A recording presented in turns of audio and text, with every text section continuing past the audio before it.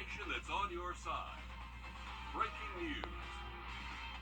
Breaking news in the last hour, the Richmond County coroner confirms a homeless person is dead after an officer-involved shooting this morning in downtown Augusta. Deputies say their deputy was shot at least one time and taken to the hospital. Our Sydney Hood started tracking this as soon as we heard about a high police presence. Sydney, what do we know so far? Craig, it started when Richmond County deputies responded to a call at the corner of Ellis and 12th Street in reference to someone with a gun. That call coming in at around 11 this morning. We know the deputy shot was taken to the hospital, but we do not have a name or word on their condition. Deputies haven't released any other information on the subject as well. The GBI was called and is now investigating. We don't know who made the call or where it came from, but there are several restaurants and stores surrounding the scene in that downtown area.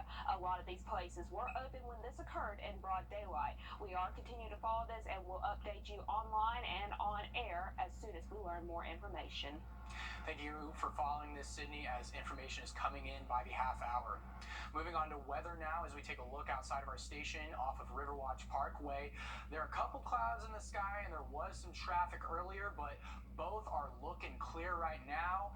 And this weekend, News 12, like you to me, our new First Alert meteorologist, Emily Acton, here with the Weather Center today, making sure all of our viewers here in the CSRA are prepared. Emily, welcome. How is it looking as it gets closer to sunset? Well, Craig, thanks. I'm happy to be here. And right now, I wanted to take a look at the SRP Park, just about roughly a minute from the first pitch. Things are looking pretty good out there. Like you mentioned, though, they're seeing some cloud cover, but things are a little bit cooler than what we've seen the past couple of nights. Right now, 89 is the current temperature at, again, SRP Park. That heat index, though, feels like 100. So definitely still pretty warm out there. But in terms of rainfall, things are dry for us here.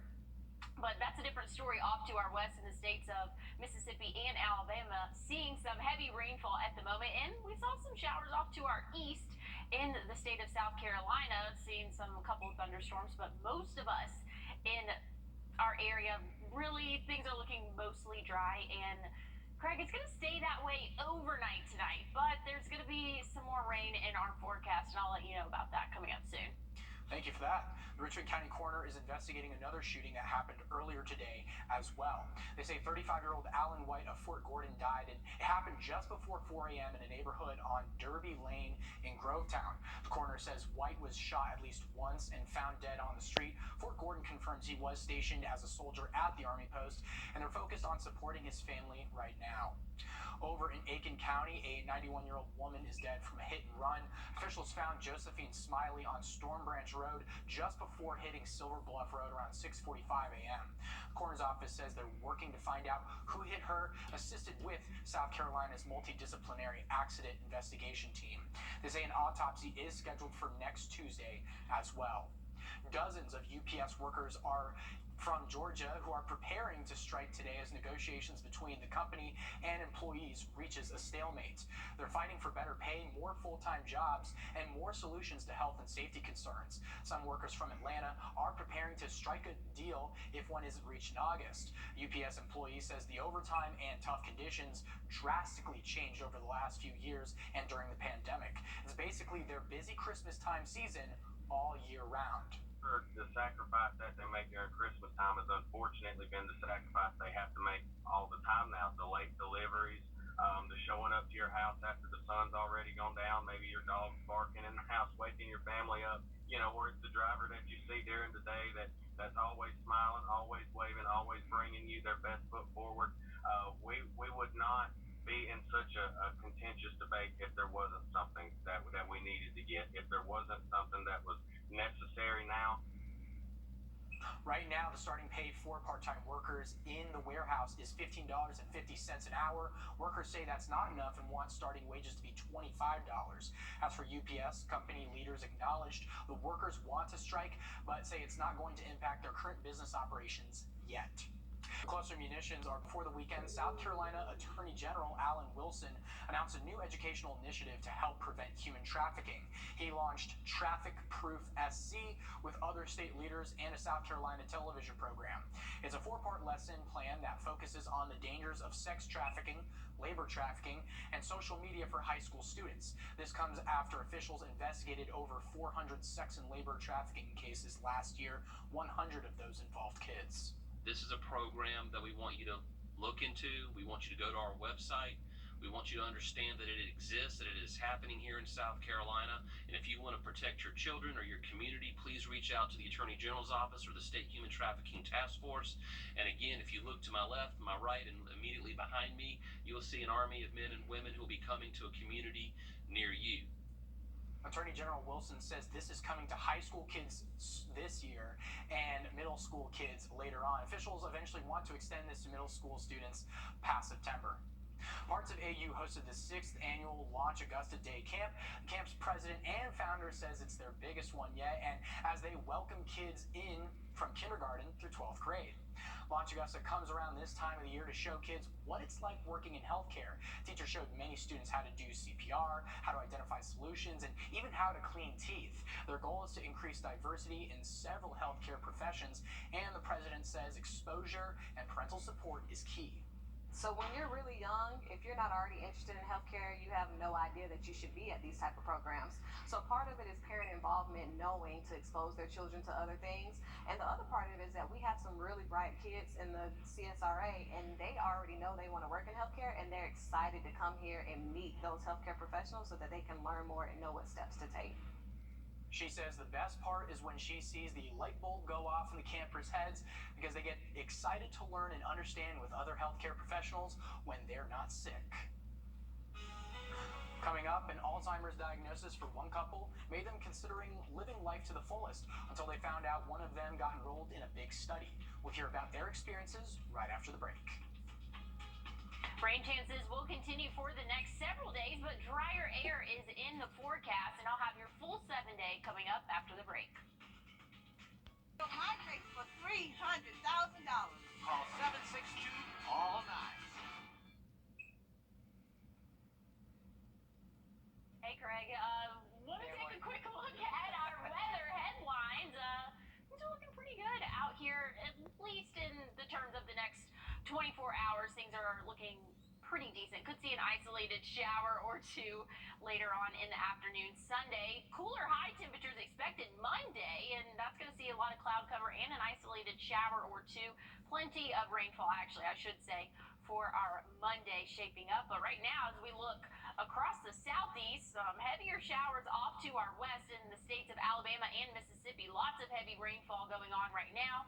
But once we get a little bit more to our east in the river region, things are looking a lot better for our afternoon and really our evening hours. I know we have baseball game going on right now, and conditions are looking pretty good.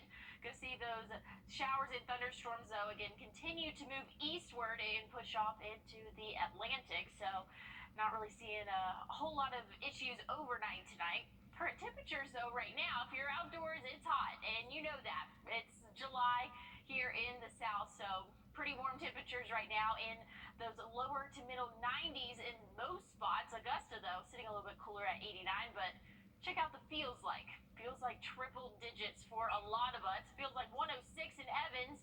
Augusta feels like 100 right now, so pretty warm evening. So if you are out at the ball field, definitely make sure that you are drinking lots of water, but we're going to cool off, hopefully sooner rather than later, but expecting by 9 p.m. going to be in those lower 80s, 11 p.m. going to be in those 70s, and overnight we're going to drop off into those lower 70s.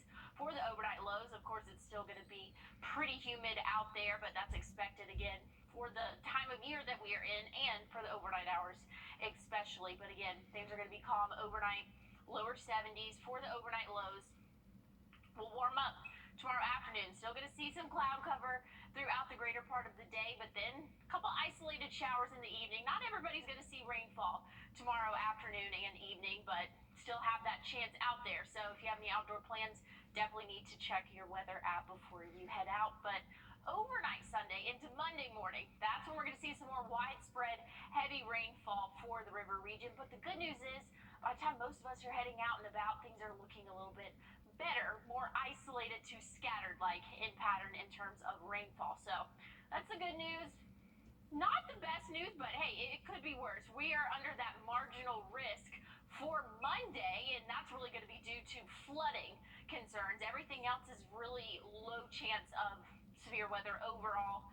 Again, flooding is that main concern, and that's why we have that flood risk out for Monday. So again, that's not tomorrow, but Monday could see anywhere from half an inch to some places locally could see an inch of rainfall again for our Monday. So lots of rainfall for the next couple of days, but the good news is I will have your 7-day coming up soon, but the good news is we're going to have drier air. There we go.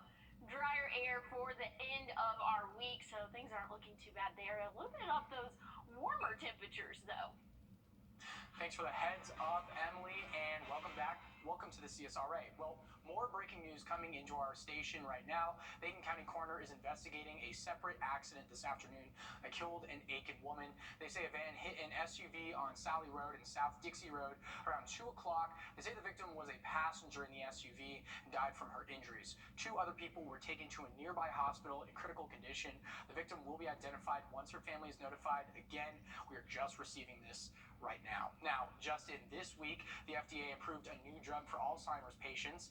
Drug makers for Leqembi say it's the first medication to show it could slow down the progression of the disease. And our sister station in Atlanta met with one of the patients who joined the study. Joshua Skinner explains. Hey, this is Nelson and his dad, and you can see how little he was. For Ann Seacrest, every moment spent with her husband Nelson is precious. We've known each other 52 years, been married 50. With a relationship that long, you notice everything. About 12 or 13 years ago, I knew there was something wrong. At age 62, Nelson, a lifelong Penn State and NASCAR fan, was diagnosed with Alzheimer's. I said, we're going to live every day like we always have. We are not going to stop living. Part of living involved Emory Healthcare in Atlanta, where in 2014, Nelson and Ann enrolled in a medical study. We knew they were looking for, a cure or something to make a difference with Alzheimer's. That's all we knew. It turned out to be a nationwide study of the drug Leqembi. And he didn't go downhill.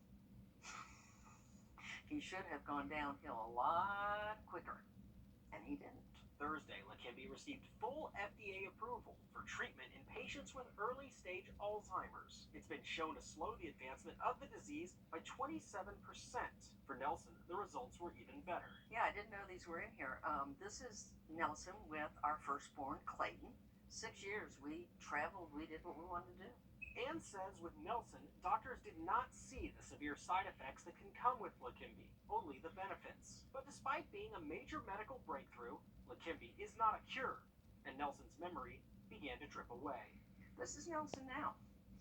And what you notice with Alzheimer's patients is the light kind of goes out of their eyes. Nelson is now in an assisted living facility. I'd love to see Leqembi get out to other people so they can have the same opportunity we had. Because every day with those we love is a day worth making. He is absolutely my best friend.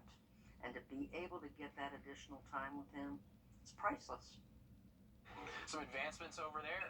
Well, 2 brothers who weren't sure if they would ever meet each other used the power of technology to reconnect. We'll hear why it took 3 decades to meet again, coming up. In the future. First Alert Radar, powered by Jim Hudson Lexus Acura Infinity. After decades of searching for one another, 2 brothers finally get a chance to say hello. JC Cadwell shares how one FaceTime call brought them relief. One phone call. This was the call. After decades of searching that finally connected Jacob Connell to his long-lost older brother, Matt Gibson. We ended up FaceTiming. What was it, from like 9 to 5:30 in the morning? Oh man, it was a great conversation. That was like one of the best things that's happened to me ever in my life. They had plenty to catch up on. I mean, it was catching up on, 30-some years worth of stuff, and we still probably barely scratched the surface. So it was a very neat experience for me. Matt hadn't heard from his little brother since Jacob was 6 months old when their father was killed in a car accident in 1990. The journey leading up to this phone call was years in the making. 33 years to be exact. Immediately, as soon as I saw his face, like, I was just so happy to see him. Like, if we were in an airport in the 90s when you were allowed in the terminal to run after your loved ones, as soon as I got off the plane, I wish I had that moment. Thanks to Ancestry.com and a few posts to Facebook groups in Indiana, Jacob, who lives in North Carolina, found his brother in Greenwood. My odds were against me, but I won. I got him. I am so happy that I was able to reconnect with my older brother. Really beautiful reunion there. More news and weather coming up after this. Helping have the experience to help you get the money that you deserve. Thanks for watching News 12 on your side.